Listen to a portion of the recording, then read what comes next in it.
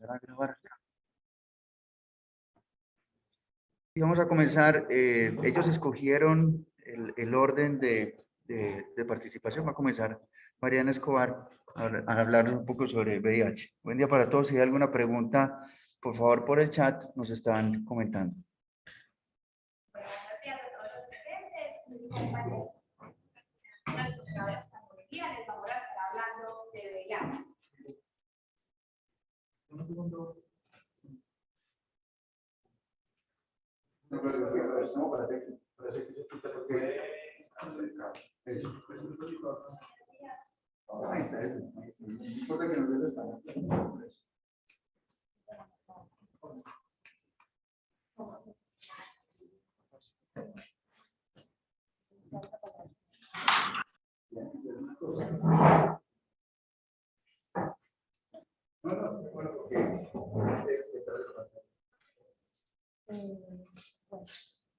Bueno, entonces mi nombre es Mariana Escobar y entonces vamos a darle inicio a la charla de VIH el día de hoy. Este es el contenido de la charla. Vamos a empezar con epidemiología, historia, vamos a hablar un poquito del agente etiológico, su ciclo vital y transmisión. Vamos a seguir con clínica y clasificación, el diagnóstico y tratamiento y por último el seguimiento y profilaxis de estos pacientes. Bueno, entonces empezando con la epidemiología, sabemos que esto es un problema que nos afecta mundialmente. Desde el comienzo se han infectado 76 millones de personas y han muerto por su causa 33 millones. También es importante resaltar que la mayoría de las personas infectadas se encuentran en países de bajos y medianos recursos, en donde África concentra 2/3 de estos pacientes afectados. Ya empezando con las cifras, a nivel global en el año 2020 se reportaron 37.6 casos totales, de los cuales 1.6 millones eran niños menores de 15 años. Los casos nuevos fueron 1.5 millones. Los pacientes que conocían su estado serológico eran el 84%, lo que nos deja 6.2 millones de personas VIH positivo que no conocían su estado. De estos pacientes, el acceso al tratamiento era un 73% y los pacientes que llegaron a supresión viral fueron un 66%. Bueno, aquí les traje esta gráfica del mundo, en donde vemos pues que los casos nuevos fueron 1.5 millones. Vemos que en la región de África era donde más se concentraban con 880.000 pacientes y en la región de las Américas, que es como la que más nos compete a nosotros, fueron 150.000. Y ya entrándonos a Colombia, los casos totales fueron 180.000, casos nuevos 9.300, conocimiento del estado serológico un 68%, los pacientes que tenían acceso al tratamiento 64%, y un estado de supresión viral un 57%, con lo que nos demuestra que aquí en Colombia todavía nos falta mucho para tener control de esta epidemia. Ya hablando de otra pandemia que nos está afectando, el COVID-19 y su relación con el VIH, se ha mostrado en estudios de Inglaterra y de Sudáfrica que los pacientes VIH positivo tienen el doble de riesgo de morir que los pacientes VIH negativo. En África, en estudios de julio de este año, se ha visto que menos del 3% de los habitantes ha tenido acceso a la vacuna y pues como esta es la región en donde más se concentran estos pacientes, esto nos lleva a concluir que la mayoría de los pacientes VIH positivo no han tenido acceso a la vacuna del COVID-19. Adicionalmente, las restricciones del confinamiento han llevado a que se disminuyan las tasas de realización de procesos diagnósticos, lo que lleva a menores tasas de tratamiento y probablemente mayores tasas de transmisión. Ya empezando como con la historia, entonces todo empezó en 1981, cuando en Los Ángeles salió un reporte de 5 pacientes infectados con Pneumocystis carini, que ya lo conocemos como Pneumocystis jirovecii. Estos pacientes habían tenido o tenían en ese momento infección concomitante con citomegalovirus y 4 de ellos tenían candidiasis de mucosas. Unos meses después se reportó en Los Ángeles y en Nueva York 26 pacientes con sarcoma de Kaposi, conosin, neumonía por Pneumocystis jirovecii. Es importante resaltar que todos estos pacientes eran hombres homosexuales, lo que llevó al gran estigma de esta enfermedad, pero rápidamente se descubrió que pues, esto puede afectar a cualquier tipo de persona. Posteriormente, en 1983, se vio el primer caso de VIH aquí en Colombia y adicionalmente el doctor Luc Montagnier del grupo Pasteur aisló el virus de un paciente con linfadenopatía y él lo llamó el virus asociado a linfadenopatía.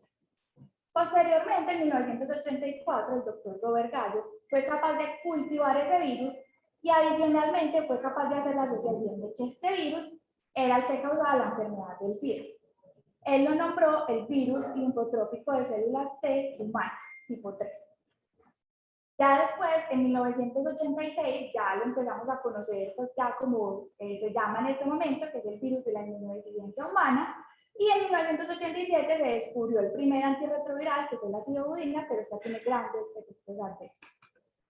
Ya adelantándonos a 1995, ya habían aparecido más medicamentos antirretrovirales y se empezó a usar la terapia combinada como la conocemos en este momento.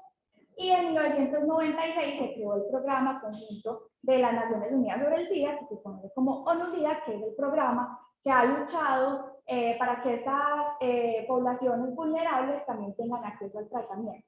Y su meta es erradicar esta epidemia para el 2030. Ya entrándonos pues como al agente etiológico, pues sabemos que es el virus de la inmunodeficiencia humana. Se dice que este virus provino de un chimpancé de África Central por consumo de carne de estos animales. El VIH es de la familia Retroviridae, en su familia lentivirus. Tenemos dos tipos, el tipo 1 y el tipo 2. El tipo 2 se ve más que todo en África Occidental y el tipo 1, específicamente el subtipo M, es el que se ve como más relacionado a la epidemia que tenemos en este momento. Y ya en la morfología, entonces se los quiero explicar como con la gráfica, empezando de afuera para adentro. Entonces tenemos dos proteínas, dos glucoproteínas, la 120 y la 41 que están en la bisulfa lipídica. Ya yéndonos más adentro tenemos la matriz que está compuesta de proteína P17 y ya más adentro tenemos la cápside que está compuesta de proteína P24, la cual es la proteína que más se encuentra frecuente en este virus. Esta va a estar dada por el gen GAG. Y ya adentro de la cápside vamos a tener las dos cadenas de ARN monocatenario, que son pues las que contienen todo el material genético de este virus. Y adicionalmente vamos a tener las enzimas que ayudan en su ciclo vital, que lo vamos a ver a continuación, como son la integrasa, la transcriptasa reversa y la proteasa, que están dadas por el gen POL. Ya pues mi compañero va a empezar con el ciclo vital. Muy buenos días. Bueno, en cuanto a la fisiopatología de este virus, tenemos que decir que es de suma importancia comprender su ciclo vital, ya que a partir de esto entenderemos los mecanismos de acción de todos los medicamentos que utilizamos hoy en día, de lo cual hablaremos más adelante. Entonces, como veremos, en general existen 4 procesos para que ocurra la infección, los cuales se encuentran resumidos en la imagen. Entonces, en primer lugar, la entrada, que ocurre por unión y fusión del virus con la célula hospedera, se hace mediante receptores que están ubicados en la membrana celular. En segundo lugar, una enzima que es la transcriptasa inversa se encarga de convertir el RNA del virus en 2 cadenas de DNA. Una vez están creadas estas 2 cadenas de DNA, una enzima que es la integrasa se encarga de la fusión del material genético del virus con el de la célula hospedera. Y en último lugar, la proteasa se encarga de generar nuevas proteínas y RNA del material genético que ha sido previamente fusionado. Entonces, como podemos ver, el virus utiliza las enzimas de la célula hospedera para poder reproducirse. Esto es muy importante, ya que si el virus no logra ingresar a la célula, no hay forma de que use la maquinaria celular para su reproducción. Siguiente diapositiva, por favor. En esta diapositiva vamos a ver en las siguientes diapositivas como cada punto de los que les acabo de mencionar. Entonces en esta podemos observar con más detalle la primera parte del proceso, en donde vemos la interacción que ocurre entre la proteína GP120 del virus, que en la diapositiva está representada de color verde, con los otros receptores, que es el CD4 que está en amarillo, y los correceptores del linfocito, que son el CCR5 y el CXCR4, que en este caso están representados en azul, en toda la parte de la membrana de la célula. Es muy importante tener en cuenta que esta glicoproteína CD4 está presente tanto en monocitos, macrófagos, eosinófilos, células dendríticas, pero va a estar dada principalmente en linfocitos T maduros y en precursores que se encuentran tanto en médula ósea y timo, que estos van a ser pues las células blanco de este virus. Siguiente, por favor. Gracias. Entonces, en esta diapositiva, lo que observamos es el proceso de integración del material genético del virus y la importancia de la enzima transcriptasa inversa en la formación de las dos cadenas complementarias de DNA a partir del RNA del virus. Estas dos cadenas de DNA viral luego se van a fusionar con el DNA de la célula hospedera gracias a la enzima, a la integrasa, que compone, digamos, la tercera parte del proceso. Siguiente, por favor.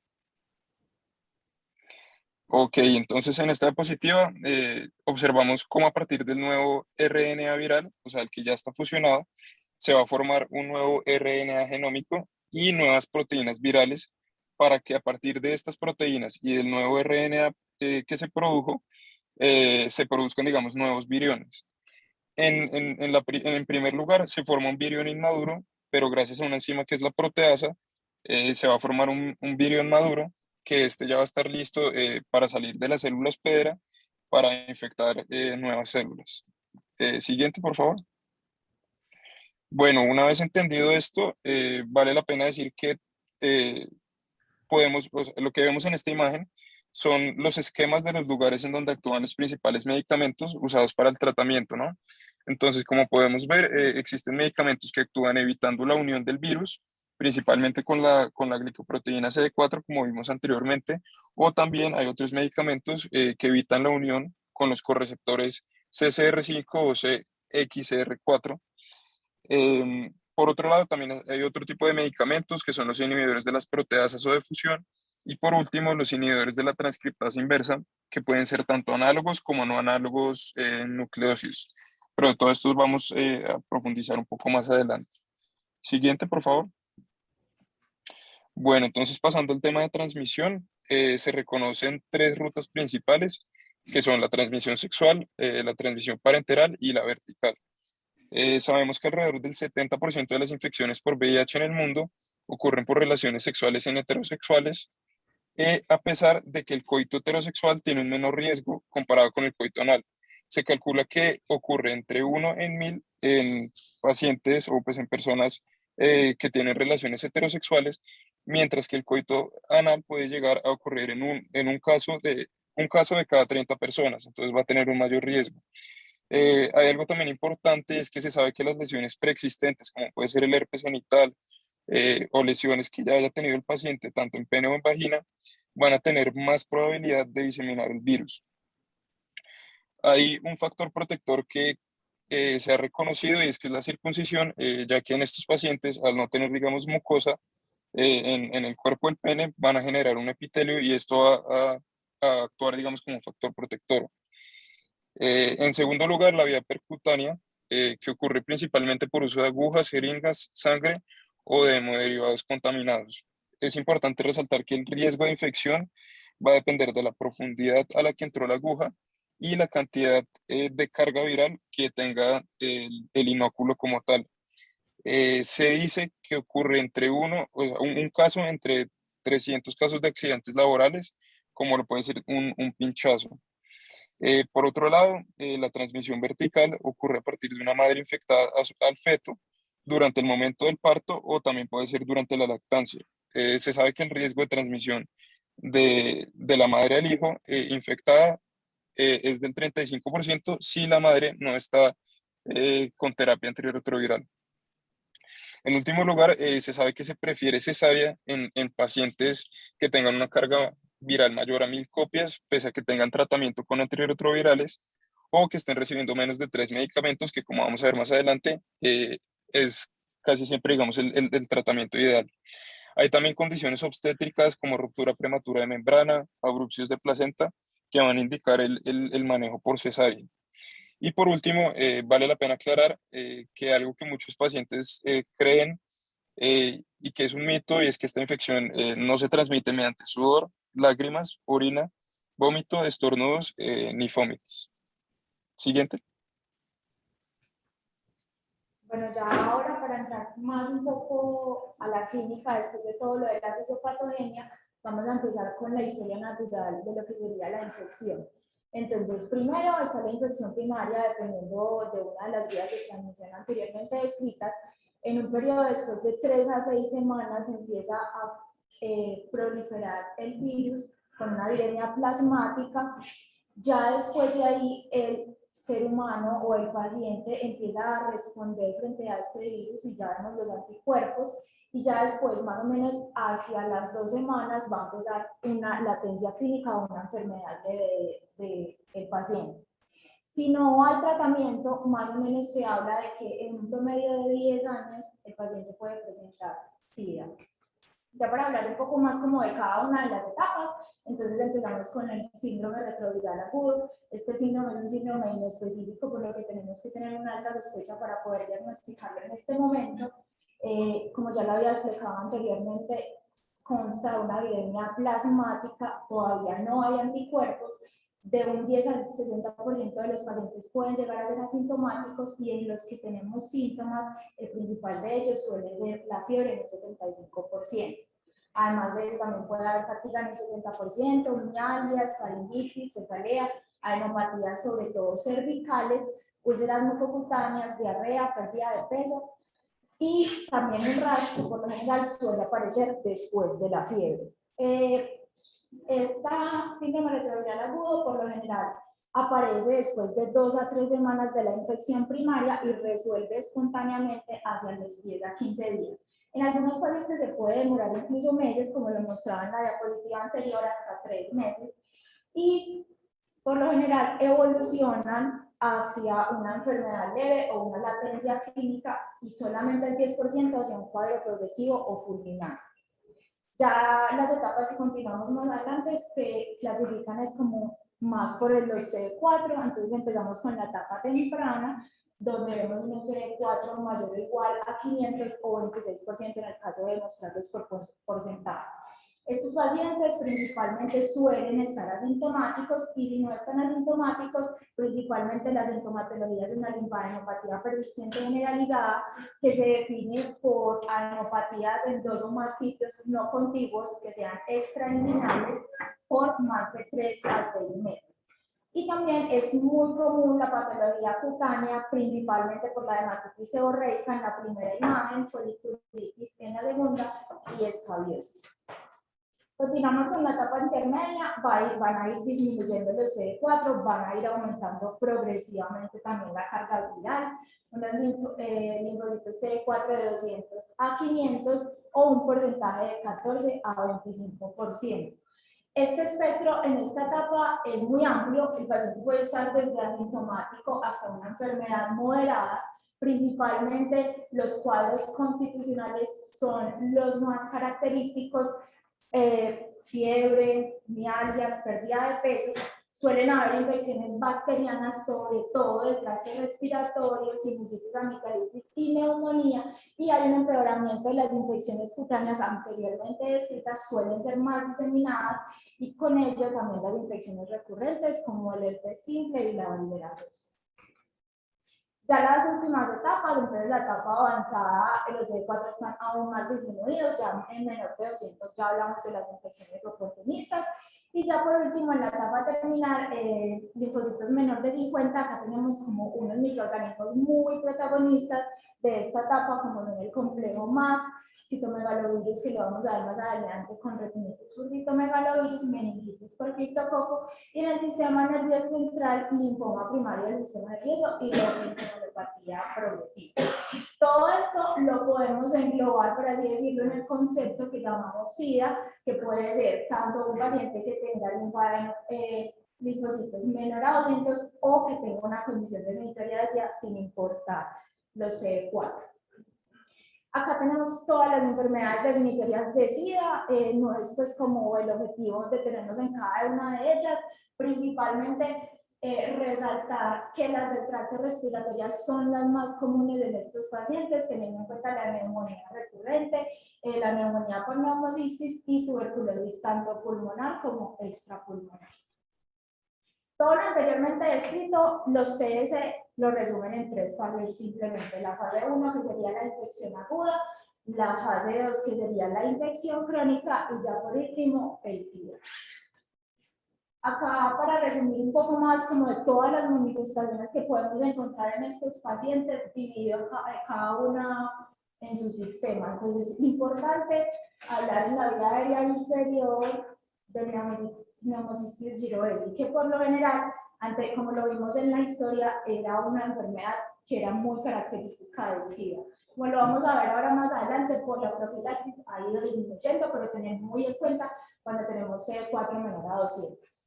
Y en las oftalmológicas, tener en cuenta varias, principalmente la enfermedad microvascular que se ve cuando tenemos isquemia retiniana, que en el punto de ojo lo podemos ver con exudados algodonosos. En la imagen mostramos una retinitis por citomegalovirus, que es muy importante cuando tenemos C4 menor a 100. Estos pacientes tienen una pérdida progresiva e indolora de la visión y se va a especificar principalmente o al fondo de ojo por unas hemorragias de exudados perivasculares. Y ya por último, la necrosis retiniana aguda, principalmente por el virus del herpes simple o varicela zoster, que a diferencia de la retinitis suele ser dolorosa.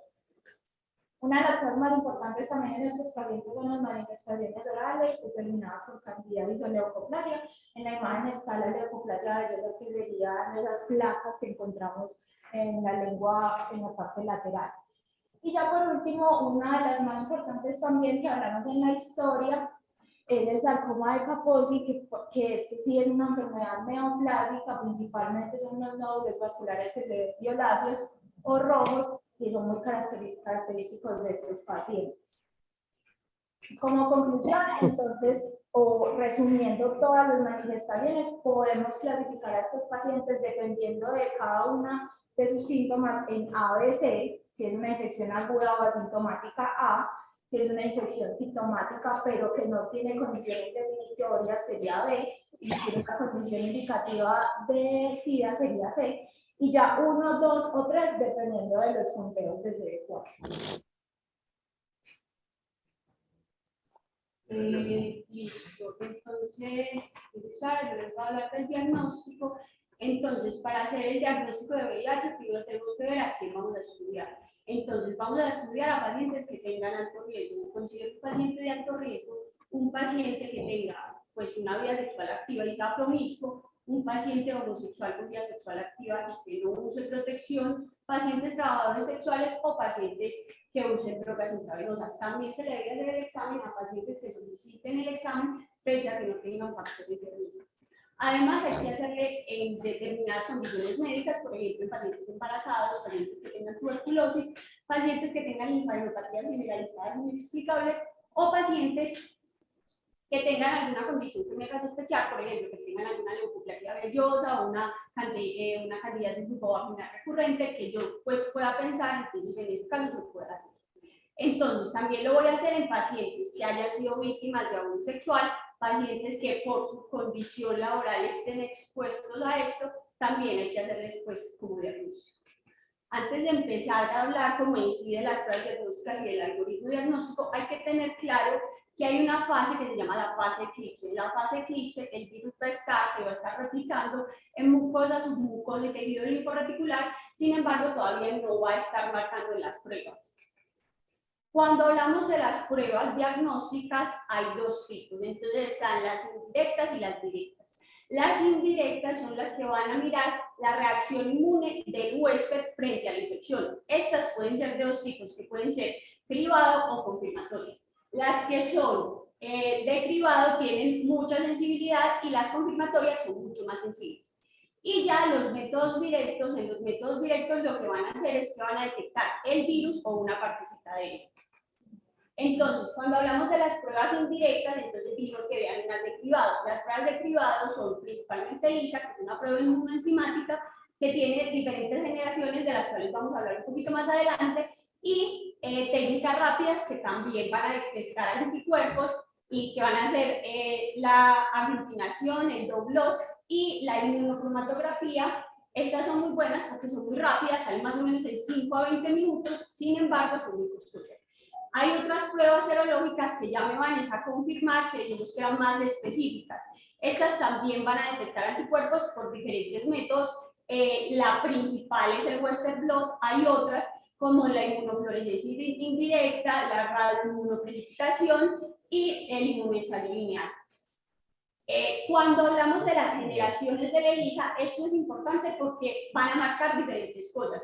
Entonces, la primera generación lo que va a mirar es el IgG contra lisados virales y va a tener un periodo de eclipse de 4 a 7 semanas. Las de segunda generación, entonces van a mirar IgG contra péptidos sintéticos y proteínas recombinantes, tienen un periodo de eclipse entre 4 a 7 semanas, ya estas empiezan a diferenciar entre VIH1 y VIH2. Las de tercera generación miran IgG e IgM contra péptidos sintéticos y proteínas recombinantes, tienen un periodo de eclipse de 3 a 5 semanas. Las de cuarta generación miran IgG, IgM, P24, tienen un periodo de eclipse un poquito más cortico, de 2 a 3 semanas, y están las NAT, que son muy buenas, que esas, pues que es buena para VIH1, que lo que me va a mirar es la detección del RNA de VIH1, pero no me sirve para VIH2, y estas se van a poder utilizar más o menos a los 10 días. Entonces, cuando tenemos una infección, lo primero que se va a elevar, que es más o menos a los 10 días, es el RNA viral, y esa la marcamos, pues el NAT es el que no la va a reconocer. Más adelante, más o menos al día 13 o 14, se va a empezar a positivizar el P24, ¿cierto? Y ya después, mucho después, los anticuerpos. Ya están los métodos directos. Los métodos directos, como dijimos previamente, van a detectar el virus o una parte del virus. Y van a ser el cultivo viral, la detección del P24 o la detección del DNA proviral o ARNA viral. Listo, entonces, como ya ahora sí, ¿cómo vamos a hacer en un paciente que estamos sospechando un VIH? Según la guía de práctica clínica del 2021, para la detección de los adultos, lo que vamos a hacer es, si tenemos una sospecha, vamos a hacer una prueba rápida de tercera o cuarta generación o un inmunensayo. En caso de que esta prueba nos salga no reactiva, ya destacamos el diagnóstico. Pero si nos sale reactiva, entonces tenemos que hacer una segunda prueba rápida diferente o otro inmunensayo, ¿cierto? Si esa segunda prueba nos sale reactiva, de una vez confirmamos el diagnóstico. Si esa segunda prueba nos sale no reactiva, tenemos que hacer una tercera prueba. Esa tercera prueba puede ser un Western blot o una carga viral o un inmunensario. Y aquí viene el cambio grande con respecto a las guías de práctica clínica previas.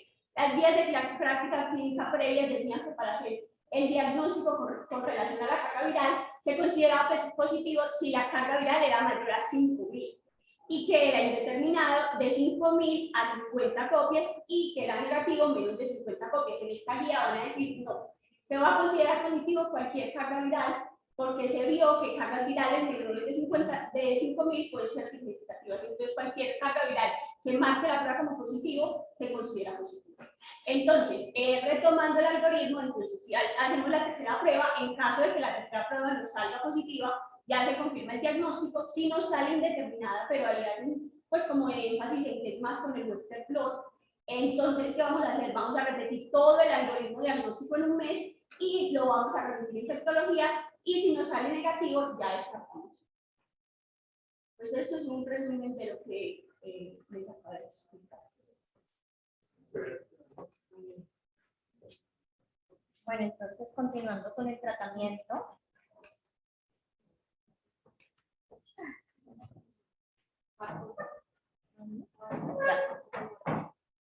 Continuando con el tratamiento, entonces pues es importante mientras nos carga la pantalla tener en cuenta pues todo lo que se ha venido desarrollando a lo largo de la historia sobre este tema, ya que pues han habido muchos cambios importantes y han existido. ¿No ha cambiado la pantalla?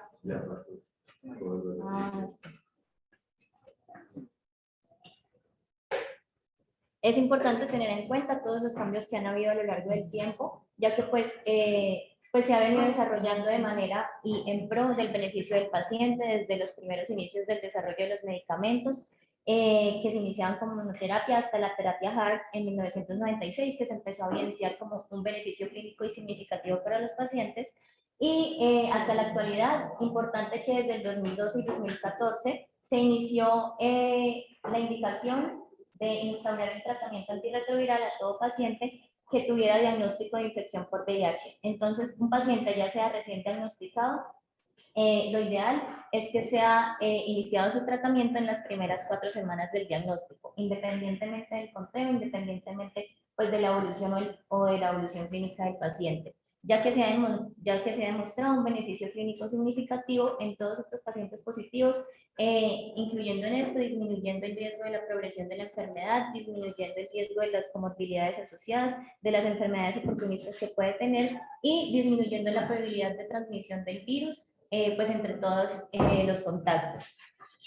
Entonces hay que tener en cuenta que la guía de la que nos vamos a basar es la guía actualizada del 2021. Tener en cuenta un cambio con la guía anterior es que en el 2014 se recomendaba el inicio de la terapia antirretroviral dependiendo de ciertas condiciones, entre ellas enfermedades concomitantes que presenta el paciente, como infecciones por tuberculosis, hepatitis C o hepatitis B, y dependiendo también del conteo de linfocitos que contara el paciente en el momento. Entonces, pues eso eran como ciertas indicaciones y requisitos para iniciar la terapia antirretroviral y que eran muy considerados. Sin embargo, en la guía actualizada del 2021 lo que recomiendan es iniciar a todo paciente, adulto mayor de 18 años, niño, embarazada, iniciar el tratamiento inmediatamente el diagnóstico y pues dentro de las primeras 4 semanas idealmente del diagnóstico. Ya que pues la evidencia ha demostrado esta superioridad en cuanto al tratamiento, se ha demostrado que no se han encontrado efectos adversos significativos entre el inicio temprano de la terapia versus el inicio diferido de la terapia. Y por otro lado, evaluando el tema de costo-efectividad, se ha visto que pues ya a lo largo del tiempo se ve un beneficio en cuanto a iniciar inmediatamente el tratamiento, ya que pues disminuye todas estas complicaciones o enfermedades asociadas que podemos presentar. Importante tener en cuenta que si hay ciertas como restricciones o ciertas condiciones de importancia, por ejemplo, pacientes que presenten infección por meningitis tuberculosa o por criptococo, sí es importante la valoración de infectología para poder individualizar su tratamiento, ya que pues son condiciones un poco más complejas. Y en cuanto al tema de las mujeres embarazadas, también se indicó iniciar inmediatamente el diagnóstico, iniciar el tratamiento inmediatamente el diagnóstico y obviamente también individualizar a estas pacientes y teniendo en cuenta el tema del beneficio para la madre y el riesgo para el feto.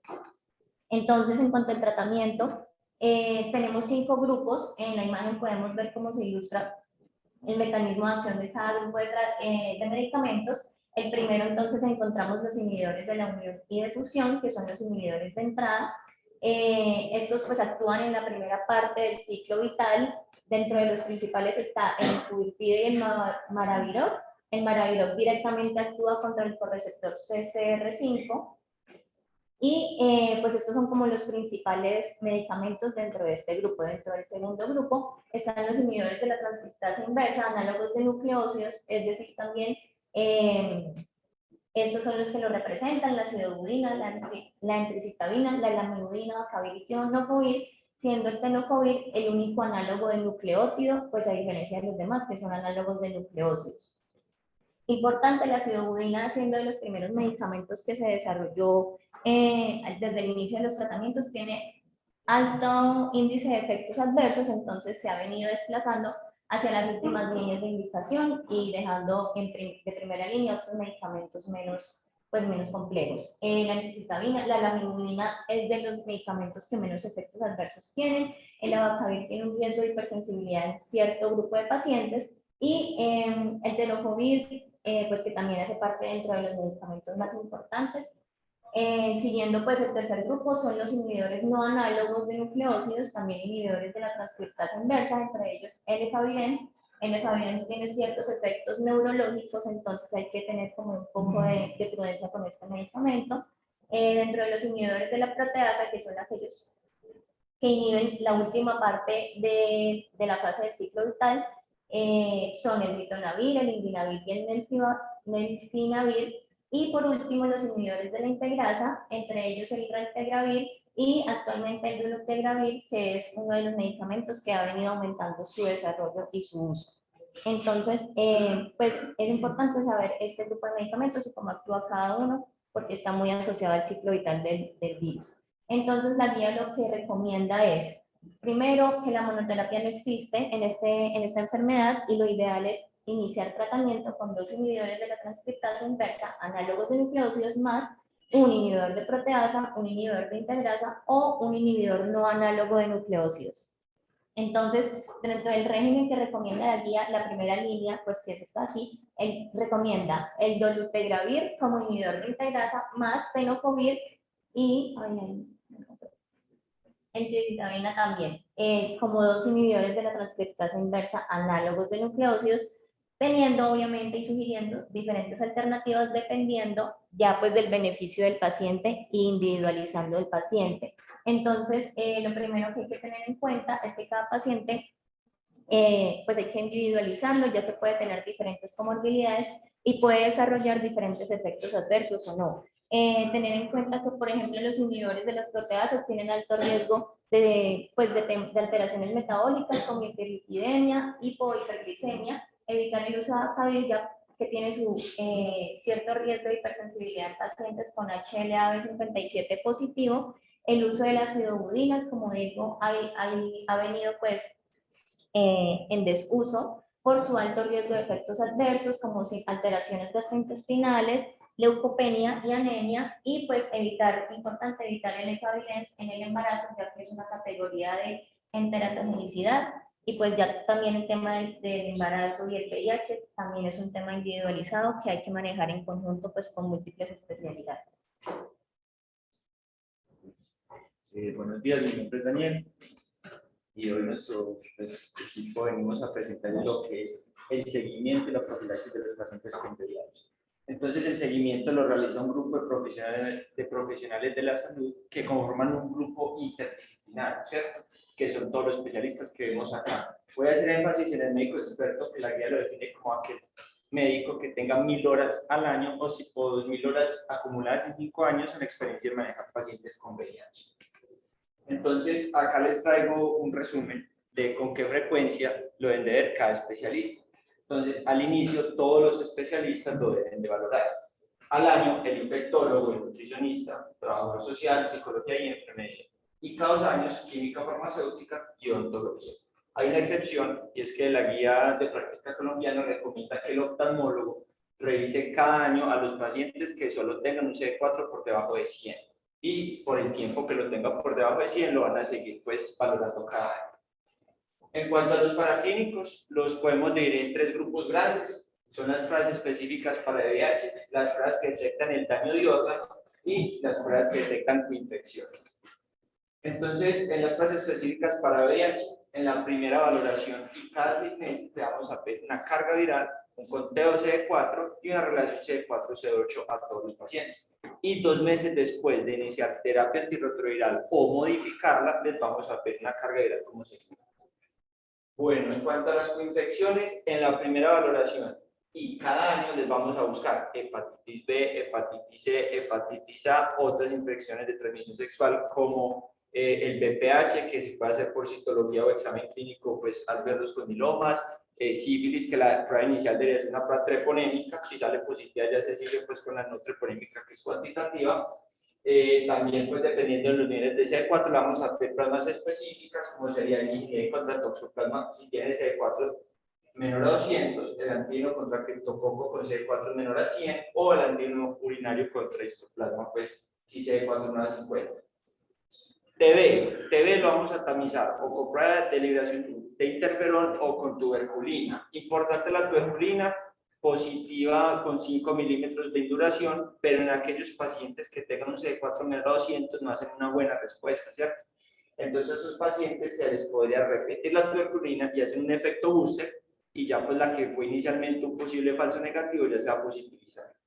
Y el antígeno de superficie de la hepatitis B así rápido, me indica, si está presente, me indica que el virus está, que el paciente está infectado. El anticuerpo contra el antígeno de superficie es el que me indica si el paciente está vacunado. Entonces, yo con eso me puedo guiar qué tan frecuente lo debo seguir o si lo debo vacunar. En cuanto a los laboratorios de daño de órgano, pues en la primera valoración, cada 6 meses les vamos a hacer hemograma, función renal, función hepática y le vamos a calcular pues el riesgo cardiovascular. Pero hay unas excepciones. ¿Cuáles son? Los rayos X de tórax no se mandan periódicamente, solo se mandan a aquellos pacientes que tengan síntomas respiratorios. Y la densitometría ósea siguen las recomendaciones de la población general, que serían adultos mayores de 50 años, mujeres posmenopáusicas, ancianos con alto riesgo de caída. Pero hay unas indicaciones puntuales en el paciente VIH, sería si tiene un CD4 menor a 200 o si usa el tenofovir, porque uno de los efectos adversos del tenofovir pues es la densidad ósea. Qué pena. Bueno, también le vamos a calcular el FRAX. El FRAX es el riesgo a fractura de 10 años. Si ese riesgo es mayor a 20%, está indicada la densitometría. Bueno, ya entrando en el campo de la profilaxis, la podemos dividir en 3 grupos grandes: preexposición, posexposición e infecciones oportunistas. Bueno, importante recordar prevención, el tratamiento como prevención, porque hay estudios que han demostrado que parejas serodiscordantes que tengan relaciones sexuales sin protección, aquellos pacientes que tengan una carga viral menor a 200 no han infectado a su pareja. Entonces, primordial tratamiento como prevención.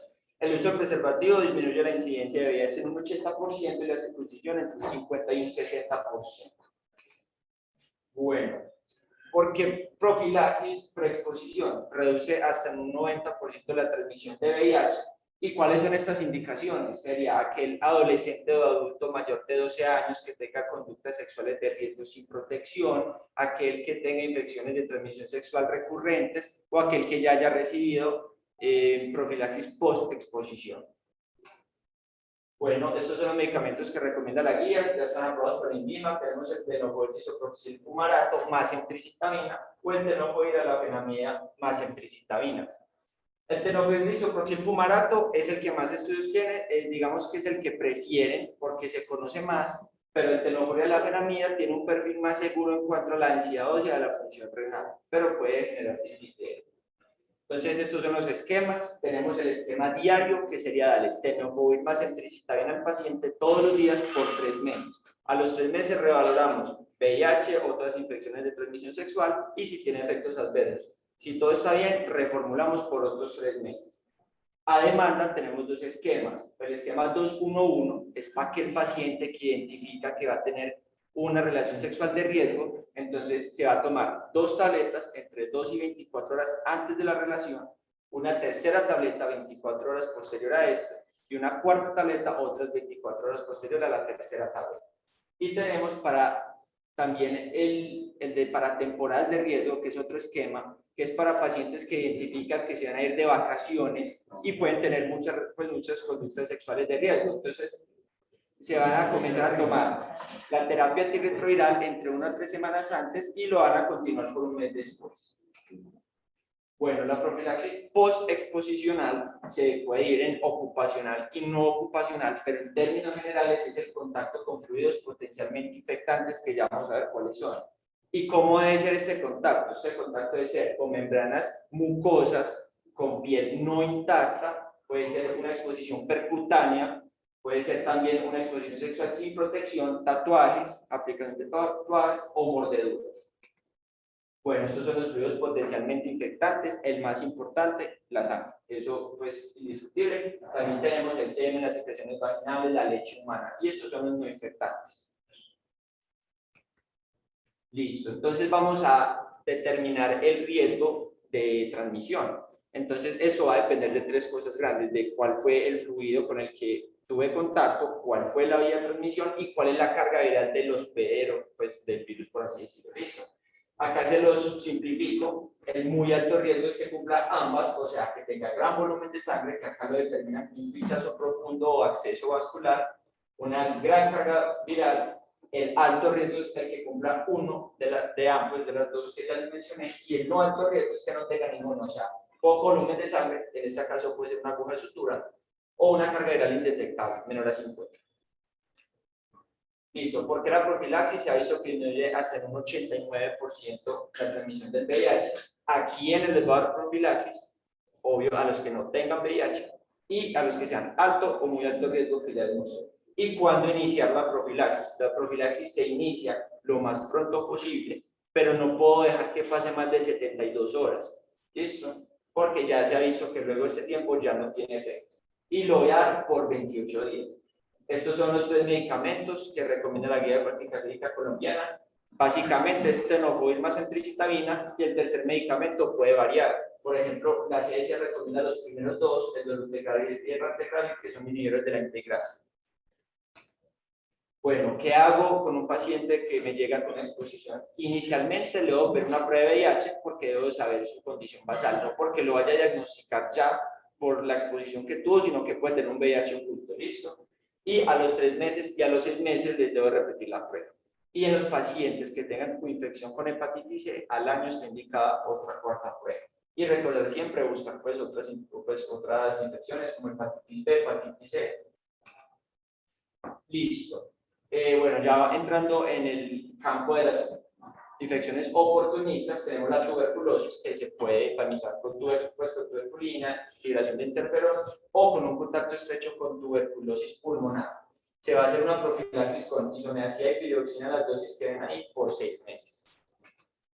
Y acá les traigo las profilaxis para infecciones oportunistas dependiendo del CD4 del paciente. Importante, candidiasis y citomegalovirus no se les hace profilaxis. Eso, para neumocistis girovesi y para el toxoplasma gondii con CD4 menor a 200 se les hace una profilaxis con trimestoprim, sulfamethoxazol, las dosis que aparecen ahí. Para la histoplasmosis con un CD4 por debajo de 150 con itraconazol. Para el criptococosis con un CD4 menor a 100 con fluconazol, y para el complejo Mycobacterium avium con un CD4 menor a 50 con una carga viral mayor a 200 se les va a hacer una profilaxis con acitromicina. Muchas gracias. Yo tengo una pregunta. Cuando se hace la profilaxis para la HIV, ¿cuál es la meta de esa profilaxis? ¿Es curativa? ¿Es evitar que se exprese el virus? ¿Cuál es la meta? No, la meta es, pues, sí. Pues el paciente en teoría no está infectado, pues no se cataloga como un paciente infectado, ¿cierto? La meta es intervenir en los procesos del ciclo vital del virus para que no vaya a considerarse infectado. Exacto, la meta entonces es que no le dé infección. Exacto, sí, exacto, la meta es que no le dé. Por eso mismo existe la profilaxis preexposición, porque no está curando, sino que está previniendo también. Sí. Listo, muchas gracias. No sé si alguien de los que está en línea quiere hacer alguna pregunta a los ponentes. Felicitarlos por la conferencia, obviamente, y la participación en el proceso. La doctora Rosario acaba de salir porque tiene otra reunión, pero no sé si alguno de los que están en línea quieren hacer algún comentario. Me parece que la conferencia fue muy didáctica para todos y siendo una enfermedad tan frecuente a la que estamos expuestos, nos aclararon muchas dudas, inclusive de la terapia actual.